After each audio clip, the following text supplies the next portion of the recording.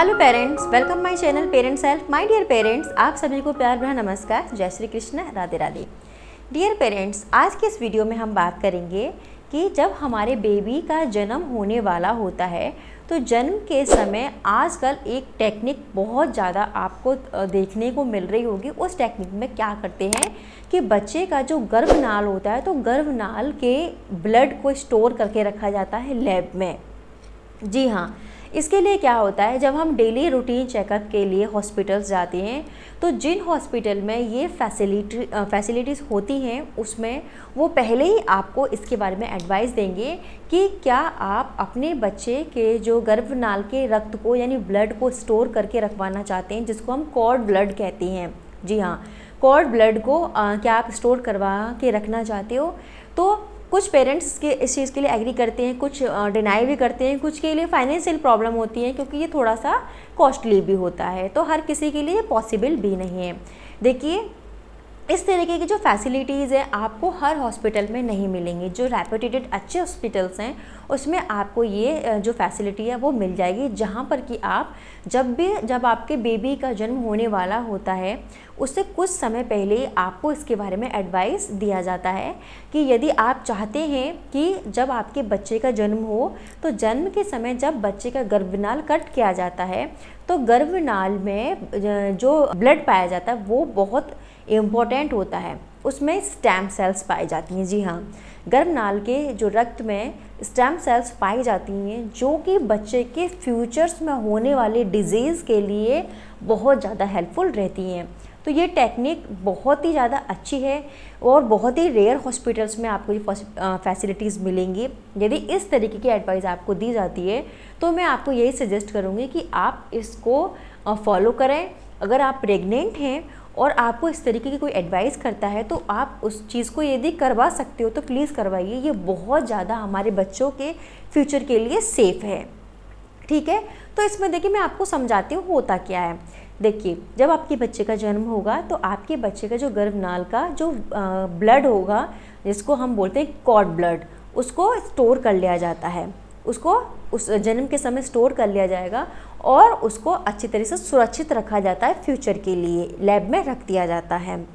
और ये किन किन बीमारियों में काम आता है। देखिए, अगर आपके बच्चे को किसी भी प्रकार की कोई प्रॉब्लम है, जैसे कोई आनुवंशिक डिजीज़ है, जो ख़तरनाक बीमारियां होती हैं, कैंसर है, कोई भी आनुवंशिक डिजीज़ है, किसी भी प्रकार की आपके बच्चे को अगर फ्यूचर में ऐसी कोई बीमारी लगती है तो जो हम इस स्टेम सेल्स को प्रिजर्व करके रखते हैं तो इनके थ्रू हम अपने बच्चे का ट्रीटमेंट करा सकते हैं और काफ़ी हद तक इसमें हमें सफलता मिलती है और उस बीमारी से छुटकारा मिल जाता है।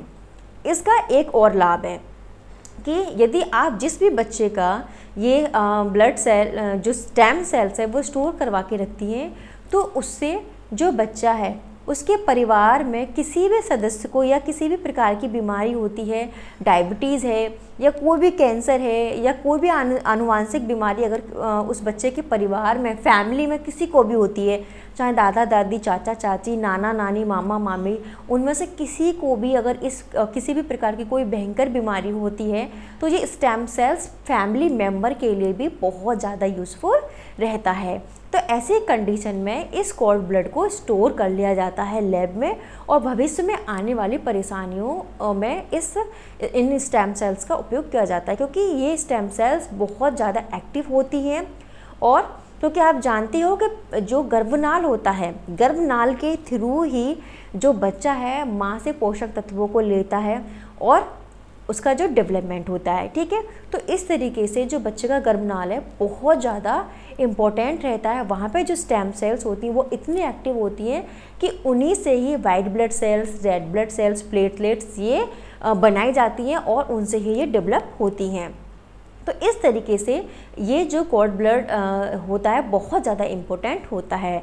और अगर आपको ऐसा करवाना है, आप चाहते हैं कि आप भी अपने बच्चे के गर्भनाल का जो ब्लड है वो स्टोर करवा सकते हैं लैब में, तो उसके लिए आपको क्या करना पड़ेगा, जिस भी हॉस्पिटल से आपके बेबी का चेकअप चल रहा है, आपके जो वाइफ हैं या आपका जिस भी हॉस्पिटल में इस तरीके के रूटीन चेकअप हो रहे हैं, या आप सोच रहे हो जिस हॉस्पिटल में किसी हॉस्पिटल में आप अपनी डिलीवरी करवाने की सोच रहे हैं, तो पहले ही आपको इसके बारे में बात करनी पड़ेगी। ठीक है, तो इससे क्या होगा कि आप अपने बच्चे का पहले ही बात कर लोगे, तो आपके बच्चे का जन्म के समय जो स्टेम सेल्स होंगी वो प्रिजर्व कर ली जाएंगी, रख दी जाएंगी संभाल कर, और आगे आप फ्यूचर में उन स्टेम सेल्स का अपनी बेबी की किसी भी बीमारी के लिए उनको आप यूज़ में ले सकते हो। तो डियर मॉमीज़, यदि आप प्रेग्नेंट हैं और आप चाहते हैं तो पहले ही आप अपने हॉस्पिटल में इसके बारे में बात करके रखें। साथ ही साथ यदि कोई हॉस्पिटल जिस भी हॉस्पिटल में अगर वो आपको एडवाइस दे रहे हैं तो आप उस चीज़ को एग्री कर लीजिए। ये बहुत ही ज़्यादा हेल्दी है हमारे लिए, हमारी फैमिली के लिए, और फ्यूचर में आप जैसा कि जानते हैं कि आजकल कितनी सीवियर जो बीमारियाँ बच्चों को स्टार्टिंग से ही किसी बच्चों को स्टार्टिंग से ही होती है, और क्योंकि ये बीमारियों का दौर है और आगे चल के बहुत ज़्यादा सीवियर प्रॉब्लम्स हो सकती हैं, तो अगर ऐसी सिचुएशन में हम पहले ही फ्यूचर प्लानिंग करके चलें तो हमारे बच्चे के लिए ये कितना ज़्यादा प्रोटेक्टिव होगा। तो ऐसा आप कर सकती हैं यदि आप चाहती हैं तो माय डियर पेरेंट्स, ये एक छोटी सी जानकारी मैं आपको देना चाहती थी। यदि आप भी स्टेम सेल प्रिजर्व करवाना चाहते हैं तो प्लीज़ ज़रूर इसके बारे में बात करें, डिस्कस करें फैमिली मेम्बर में, और अपने डॉक्टर से भी इसके बारे में ज़रूर बात करें। तो माय डियर पेरेंट्स, आपको ये वीडियो अच्छी लगी हो तो प्लीज़ इस वीडियो को जितना हो सकता है लाइक करें, शेयर करें। मैं ऐसे ही इंपॉर्टेंट वीडियोस आपके लिए लेकर आती रहूँगी। मैं नेक्स्ट वीडियो में मिलती हूँ नेक्स्ट टॉपिक के साथ। तब तक के लिए नमस्कार।